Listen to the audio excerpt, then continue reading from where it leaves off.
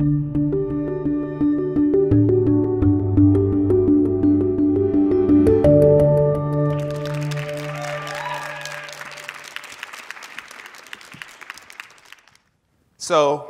we know we need two things in order to survive: water and music. See, when we drink water, it nourishes us, hydrates us, and also serves as a vital method of transportation for nutrients to move throughout our bodies, thus giving us life. When we think of music, it heals us, motivates us, and also serves as a driver for our experiences in this journey that we all share together called life. You see, with music, it's also a universal language, and with it comes the opportunity to learn, share, and create with others from around the world and locally. And if we can tap into that idea, we can really harness the power of creating music as individuals with the intent to impact someone's life. So my mom was telling me a story about one day, her and her friends back in the day were driving around in the city of Chicago, and it was summertime. You know, speakers bumping in the front, speakers bumping in the back, having a good time. And they were listening to the radio. And one day this song came on that sounded like this.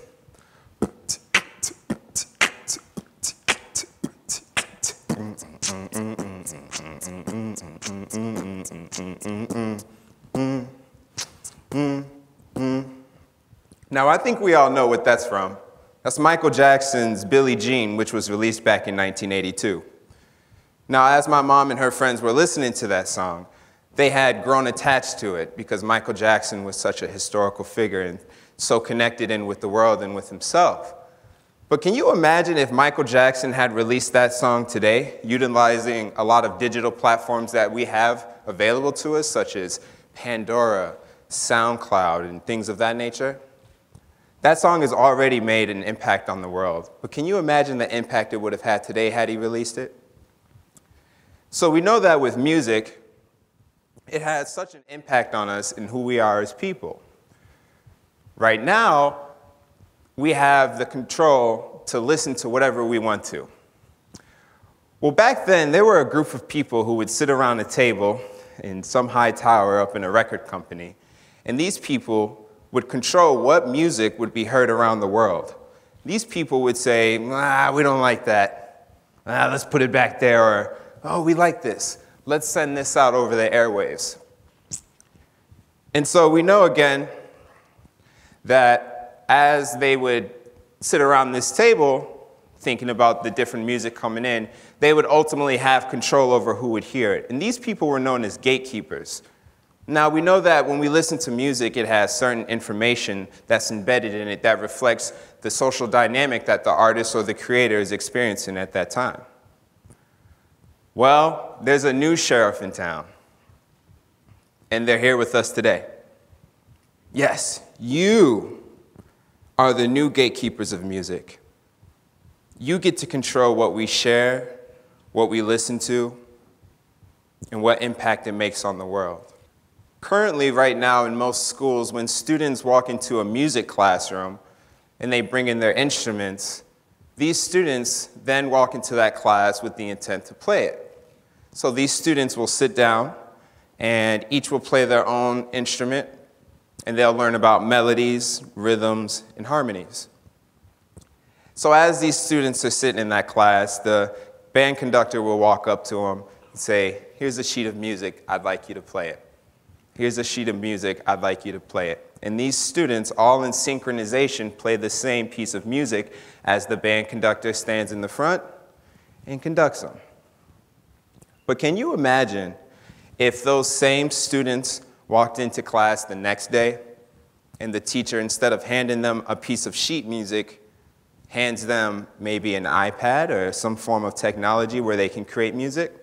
So now these same students that already have the ability to create music and play it can now create music on their iPads. So instead of playing one song at a time, each student in that same classroom can individually create their own musical composition with the intent on sending that out into the world. I'd like to actually demonstrate to you what that would look like right now.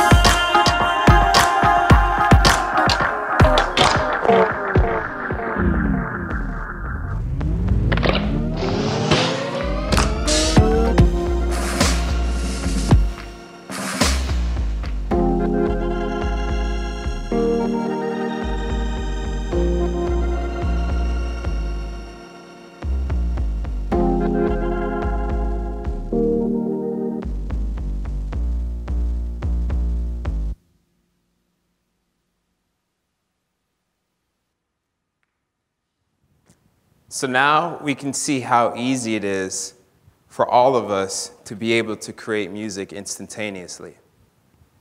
And with that comes the freedom of expression, the freedom to express ourselves sonically.